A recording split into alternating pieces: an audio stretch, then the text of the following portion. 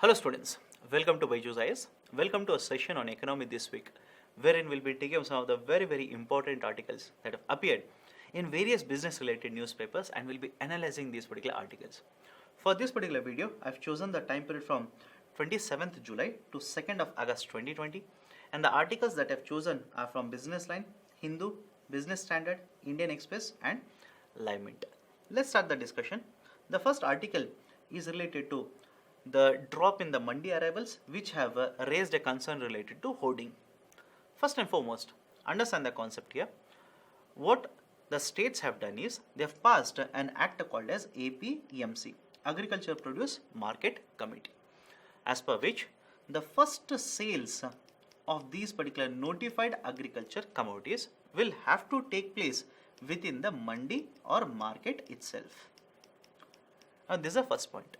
Second, as per the third advance estimates, the cultivation of these particular crops has been increased, which means the overall output or supply to the market should also increase. The third point which is related to this article is that article mentions that in the last 6 months, the supply of the agriculture commodities to the market has been coming down or decreasing. This article mentions that only 5 to 7 bags out of 10 bags of some of these particular grains are being supplied to the market.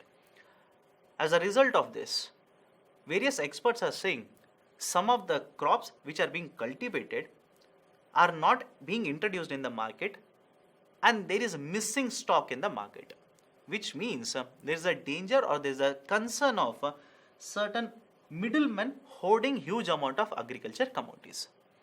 Now what do you mean by hoarding? Please understand this. Government of India passed an act called as Essential Commodities Act of 1955. I repeat, Government of India has passed an act called as Essential Commodities Act of 1955. As per this particular act, government will be notifying some of the commodities as essential commodities. And once these particular commodities are notified as essential commodities, how much is the storage allowed? Or in simple terms, to what extent you are allowed to store these particular commodities will be notified by the government. And if you are storing anything above and over the permissible limits, that is basically a practice of hoarding. That is illegally storing more than permissible limits or more than permissible volumes of these particular food grains. Now why it is a concern? Just a hypothetical situation. Imagine 100 tons of a particular crop is cultivated. So what we expect is supply to the market will be high. But what if there are 3 middlemen who are supposed to store, let's say 1 ton each? Rather than storing 1 ton each, they start storing 10 ton, 15 ton and 12 ton. As a result of which supply to the market will be very less. And when the supply to the market is very less, the prices of these particular commodities will start shooting through the roof. So in the present times, when the household incomes have taken a hit, when the demand for these particular essential commodities is very high, some of the middlemen or unscrupulous miscreants might create a shortage of these particular commodities in the market so as to make quick bucks. That is a concern which has been raised in this particular article. If that is the situation, the author also mentions that it may see a return of the provisions of Essential Commodities Act, which basically means Government of India very recently has relaxed some of the application of these particular provisions, will be forced to bring these particular provisions back into application. Now apart from this, some of the points which have been mentioned are also this. This particular supply to the mandis might be falling because of various other reasons also, such as one, the reverse migration has happened, which simply means people have started moving back to their respective villages, and when they have reached their particular villages, obviously the demand for food grains will be higher. And when the demand for food grains is higher, the warehousing or storage of these particular food grains at a village level will be higher. Consumption of these particular food grains at the village level will also be higher. As a result of this, it may so happen that arrival of these particular food grains to the mandis might also come down. Third very important point is related to procurement under MSP. With the impact of the pandemic, Government of India has started procuring more and more food grains for distribution to the beneficiaries. And when more and more procurement has happened, obviously it means that the arrivals to the mandis will also be comparatively or will be reducing. These are some of the points which have been mentioned in this particular article. But apart from this, another very important point that has been mentioned is with relation to APMC or the recent ordinance which has been issued by the government. This particular ordinance basically allows the farmers or the cultivators to sell their produce outside APMC mandis. That is, as earlier mentioned, the states would have notified a certain region. Within this particular region, they would have notified certain crops. And the first sales of these particular crops should take place through the APMC market or APMC mandi itself. But very recently, government has passed this particular ordinance, as a result of which the cultivators or the farmers will be allowed to sell these particular crops even outside the mandi. That is, they simply can bypass this particular mandi and sell these particular produce outside the mandi. And as per this particular ordinance, this is applicable to interstate as well as intrastate sales also.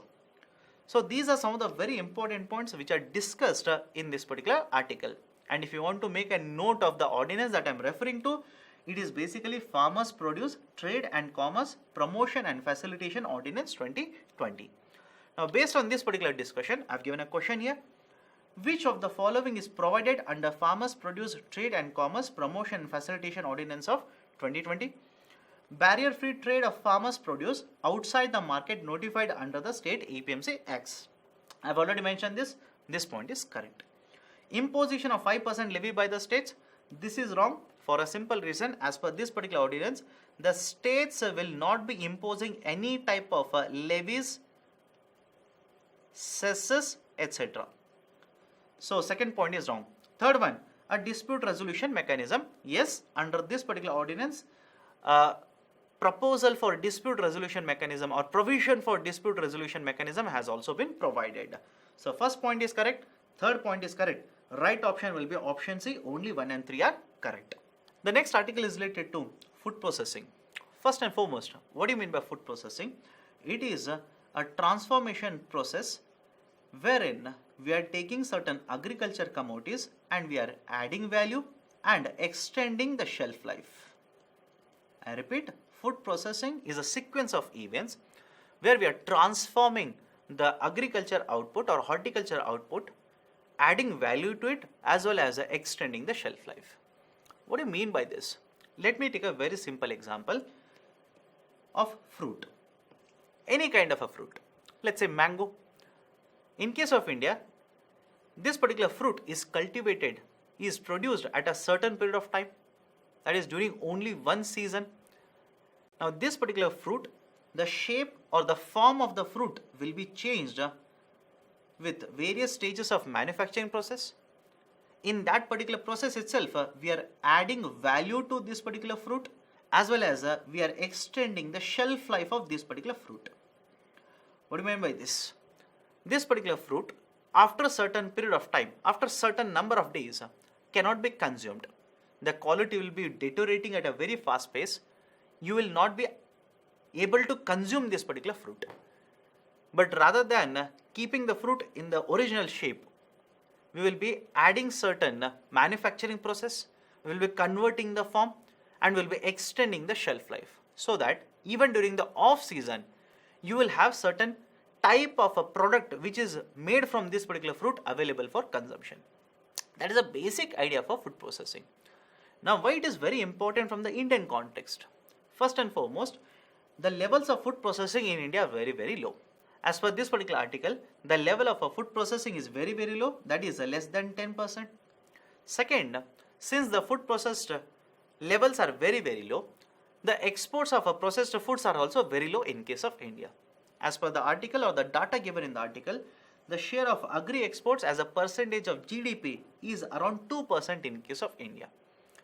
Third, On one side, India is one of the largest producer of various types of agriculture commodities. And very recently, the overall horticulture cultivation has been much higher than cultivation of food grains in India. But the food processing levels are very low, which means a huge amount of food grains as well as horticulture products are lost. That is, wastage of these particular agriculture outputs are also very high in case of India. Keeping in mind all these three particular issues, this particular article discusses that there is a need to promote more and more food processing. In the present context, if you see that, Government of India on one side is saying that it wants to double the income of the farmers. But even before the pandemic hit Indian economy, the earnings of the farmers has been very low. And there is no guaranteed income for the farmers. One of the ways of propping up or improving the income of the farmers is by promoting more and more agriculture production using these particular products, that is basically processing these particular products and promoting more and more exports. So one of the ways of promoting or adding to the incomes of these particular farmers will be by promoting the food processing sector. And in order to do that, Government of India has been taking various initiatives. For example, there is a scheme under which Government of India is promoting construction of a cold chain warehouses. Under the same scheme, there is a Kisan Sampada Yojana.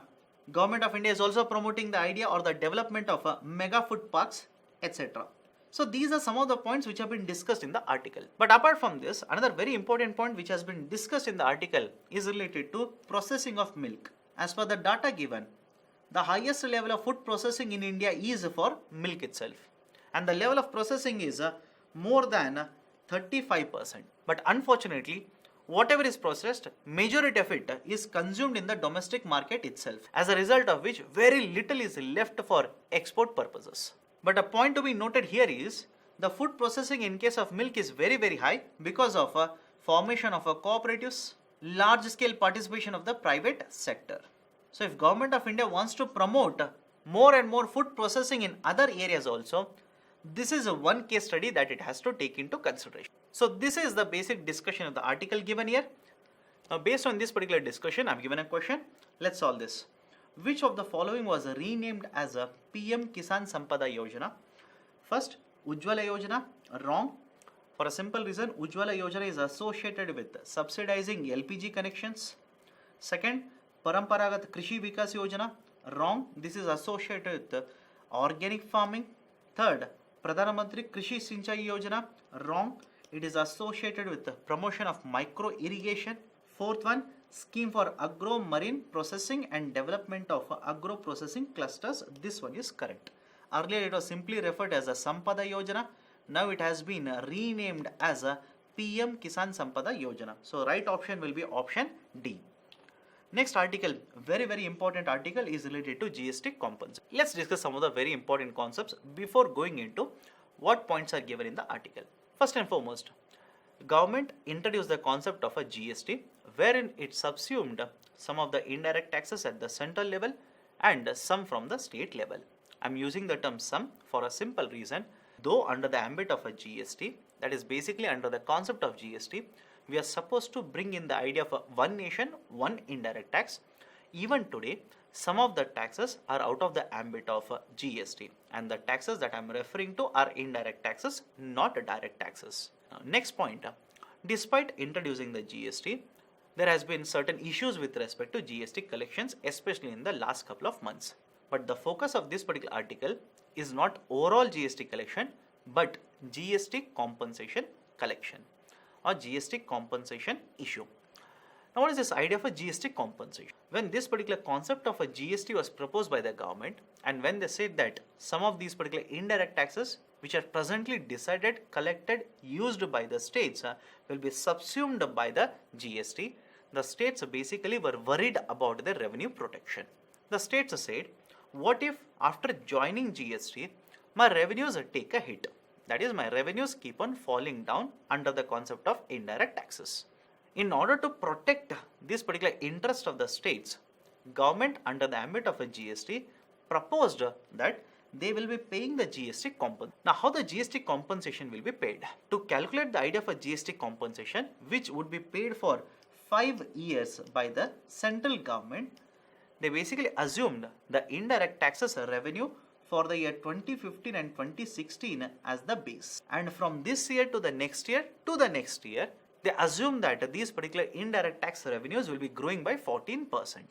That is, if I take a very simple number, imagine for a particular state X, in 15 and 16, if these particular indirect taxes created a revenue or generated a revenue of 100 crore rupees, for the next year, we assumed that these particular indirect taxes collection will increase to 114 crores. And next year, they would again increase by 14% over this particular number. And let's say again a hypothetical number, assume it is 130 crore rupees. Next year, again it would be increasing by 14%. So this is how the GST expected revenue collection was calculated. But let's say for this particular year, when the state was supposed to collect 130 crore rupees, it ended up collecting only 90 crore rupees under GST. Then the shortfall, which is 40 crore rupees, would be paid by the center. And to pay for this particular shortfall, central government, or to be more precise, the GST Council, identified some of the commodities which fell under the ambit of a 28% slab, that is under the GST, and imposed in addition to 28% certain cess. This particular cess was referred to as a GST compensation cess. And any cess which is collected on the sales or the consumption of these particular commodities would be kept under this particular fund and be used to pay for these particular revenue shortfalls for the states. So this was the mechanism which was proposed for the GST compensation. Now what has happened? After the implementation, for some time, the GST compensation cess that was collected was much more than what was the revenue shortfall of the states. Or in simple terms, there was a surplus collection of the GST compensation. Or in simple terms, there was a surplus collection in the GST compensation cess. But in the last couple of years, or especially in the last 1.5 years, this particular collection of a compensation cess has taken a dip, or it has come down, whereas the revenue losses for the states have kept on increasing. So on one side, the cess which would be collected to repay the loss of a revenue to the states is coming down. The revenue losses of the states are increasing. As a result of this, in the last fiscal itself, there was a huge gap, or there was a huge shortfall of the GST compensation cess. Now to pay for this particular gap also, government has taken certain amount that was the surplus in the beginning. That is, in the year 2017 and 18, imagine there was a surplus. That is, even after giving all the revenue shortfalls to the states, there is certain amount left out. This is basically a surplus. So government used this particular surplus to pay for the GST compensation cess shortfall. In simple terms, in 2019 and 2020, the revenue shortfall of the states was higher than what was the GST compensation cess collected. So even after exhausting all the compensation cess, even then there was certain revenue shortfall which was supposed to be paid by the center. And as per the GST compensation guidelines, every 2 months, for every 2 months, this particular revenue shortfall has to be paid by the center to the states. Now in recent times, this particular shortfall has kept on increasing, especially with the impact of the pandemic. The GST revenues have taken a hit. The compensation cess collection has taken a hit. As a result of this, there is a huge financial pressure on the government to pay for this particular GST compensation cess. That is the precise reason various states are raising concern over this particular revenue collection. Now this is also very important for a simple reason. The central government finances are not very hopeful right now.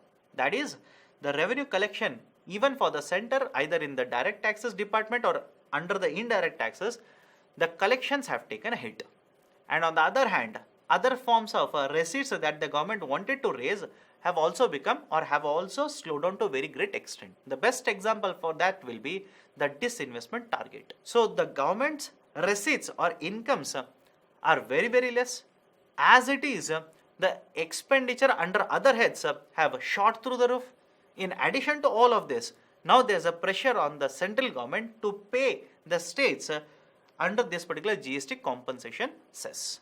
That is the precise reason various experts are basically saying that rather than paying this particular cess for 5 years, government should reduce the time period for 3 years. But whether the states will accept this or not, that is yet to be seen. In addition to this, another very important recommendation given by various experts is the revenue increase from 1 year to next year. The rate which was assumed was 14%. And these particular experts are saying this particular increase of 14% is very ambitious. When government overall revenues, that is specifically let's say the tax revenues, are not increasing by this rate, how can they assume that indirect taxes which are dependent on the consumption in the market, that is specifically GST, will be increasing from 1 year to the next year by 14%? That cannot happen. This is a very ambitious number. So what has to be done? In the GST Council, the center must try to explain the problem to the states.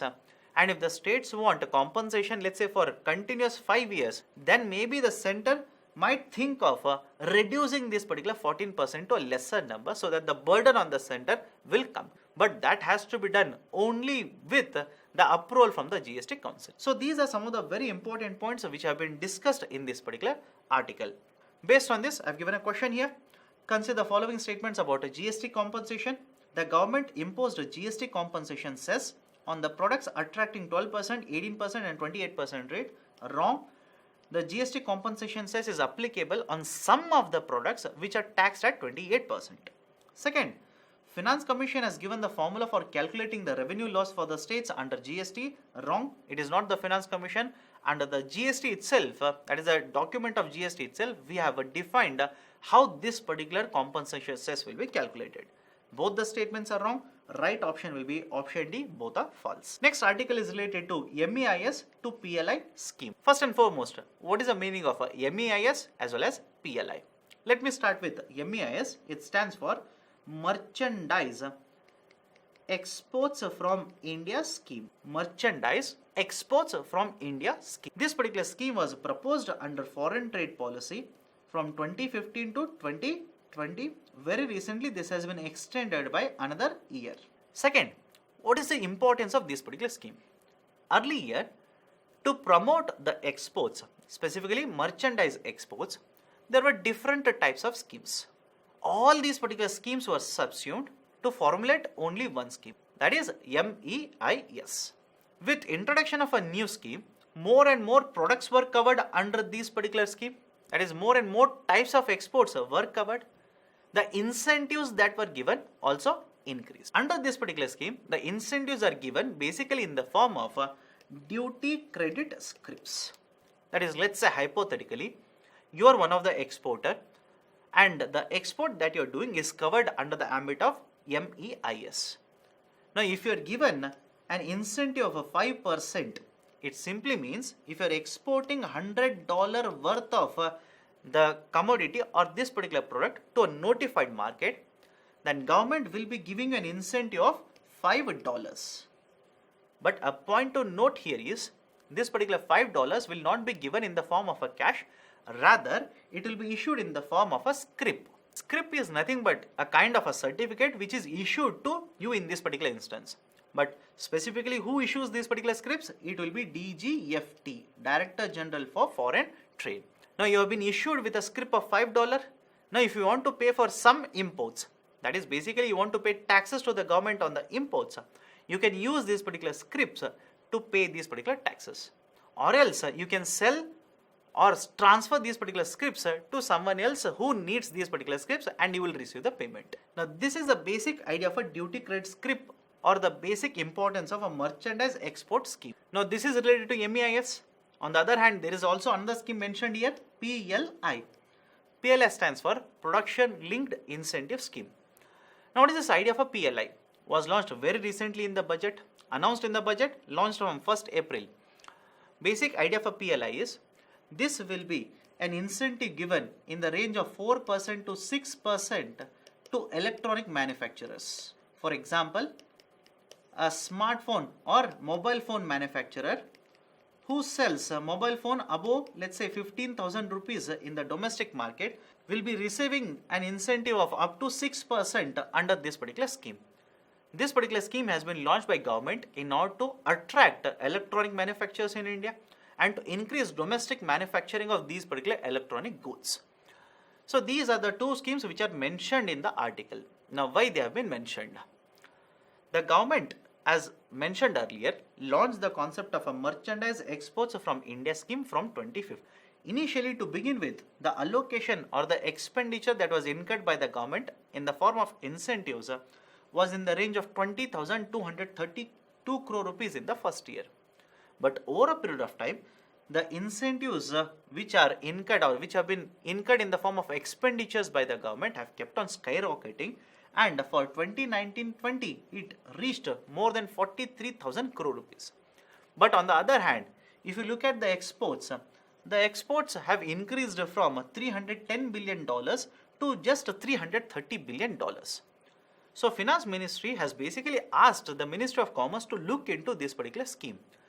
And to be more precise, in this particular article, it is the recommendation of a NITI Aayog, which basically has stated that rather than giving incentives under MEIS, why don't we take this particular money and provide the incentives to domestic manufacturers of electronics under PLI scheme, so that rather than being dependent on only the revenue generated from exports, which is not increasing at a satisfactory pace as shown in this particular figure, why don't we produce more and more of these particular electronic commodities in the domestic market itself, so that the import dependence will come down.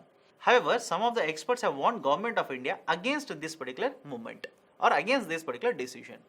Their argument is, yes, the exports have taken hit as a result of the pandemic, so you cannot take that as an excuse to withdraw these kind of schemes. Second, right now the global demand for these kind of exports, or let's say Indian exports, is very low. But that is not the only case in case of India.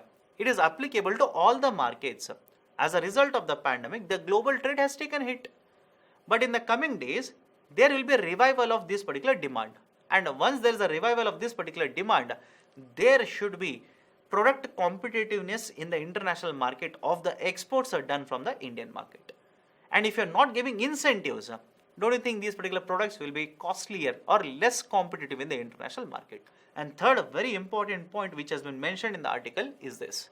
Whatever exports are happening right now, they have already factored in the incentive or the benefit that they are going to get under MEIS. Based on that, they have agreed for a pricing. Now, if government suddenly withdraws this particular scheme, it means their pricing is wrong, they will be incurring losses. And they cannot renegotiate in the present context because it is very difficult to export itself. Imagine you have entered into an agreement with one of the importer from another country, and you have based your pricing based on the incentive that you are going to get under MEIS. Now suddenly Government of India says you will not be getting incentive. Don't you think your revenues will take a hit because of this? Can you basically renege on your contract? Can you basically say that if you want to purchase at a higher price? In the present context, it is not feasible. So the exporters might take a hit if Government of India unilaterally decides to withdraw this particular scheme. These are some of the points which have been mentioned and discussed in this particular article. So these are some of the very important articles as well as the questions related to these particular articles for this particular time period. Thank you. Have a good day.